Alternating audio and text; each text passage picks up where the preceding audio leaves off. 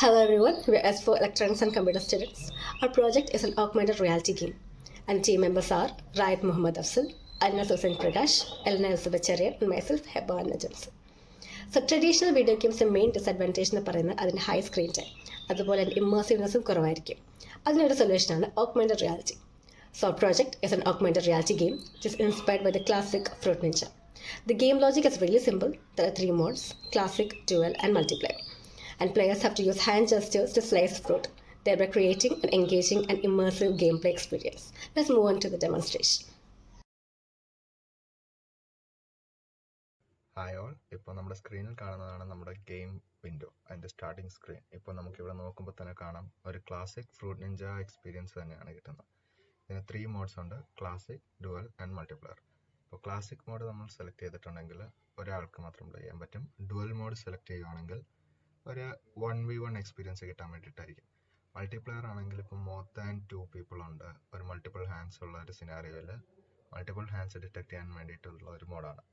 അപ്പോൾ ഈ game work ചെയ്യുന്നത് എങ്ങനെയാണെന്ന് വെച്ചിട്ടുണ്ടെങ്കിൽ നമ്മുടെ ക്യാമറ ഇൻപുട്ട് വഴി നമ്മുടെ ഹാൻഡ് ട്രാക്ക് ചെയ്യും. അപ്പോൾ ഹാൻഡ് ട്രാക്ക് ചെയ്തിട്ട് അത് ഹാൻഡ് ആയിരിക്കും ഇൻപുട്ടായിട്ട് യൂസ് ചെയ്യുന്നത്. ഇപ്പോൾ എൻ്റെ കൈയുടെ ഈ ഫിംഗേഴ്സ് എല്ലാം റീഡ് ആവുന്നുണ്ട്, അതുകൊണ്ടാണ് അത് റെഡ് ആയിട്ട് വന്നത്.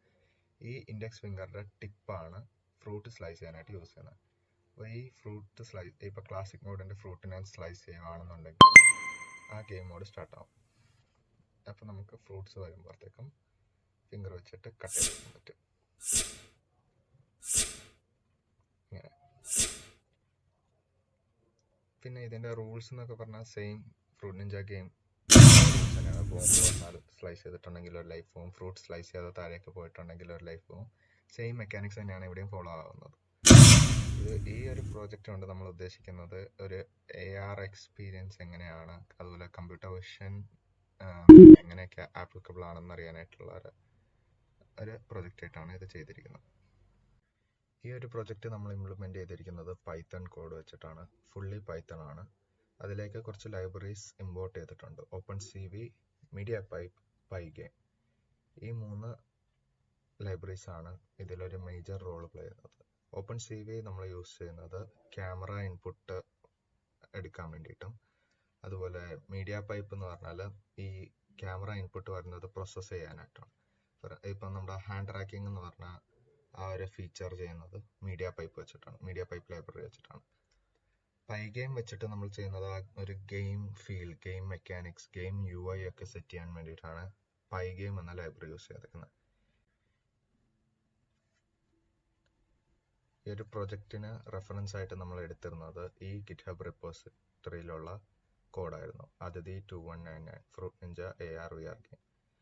ഈ കോഡ് നമ്മൾ എടുത്തിട്ട്, ഈ കോഡ് നമ്മൾ പക്ഷെ ഡൗൺലോഡ് ചെയ്ത് കഴിഞ്ഞപ്പോൾ ഇത് സാധാ ഫ്രൂട്ട് നിഞ്ച ഗെയിം തന്നെയായിരുന്നു, വിത്ത് ബാക്ക്ഗ്രൗണ്ട്. അതുപോലെ തന്നെ സെയിം ഫ്രൂട്ട് നിഞ്ച നമ്മൾ ഫോണിൽ റൺ ചെയ്യുന്നത് വിൻഡോസിൽ റൺ ചെയ്യാനായിട്ട് വേണ്ടിയിട്ട് സെറ്റ് ചെയ്തെടുത്ത പോലത്തെ ഒരു കോഡാണ് നമുക്ക് കിട്ടിയത്. ആ കോഡിലേക്ക് നമ്മൾ വേണ്ടിയ ചേഞ്ചസ് എല്ലാം വരുത്തി അതിനൊരു ട്രൂ AR എക്സ്പീരിയൻസ് എന്ന് പറയാൻ പറ്റുന്ന രീതിക്ക് ആക്കിയെടുത്തു.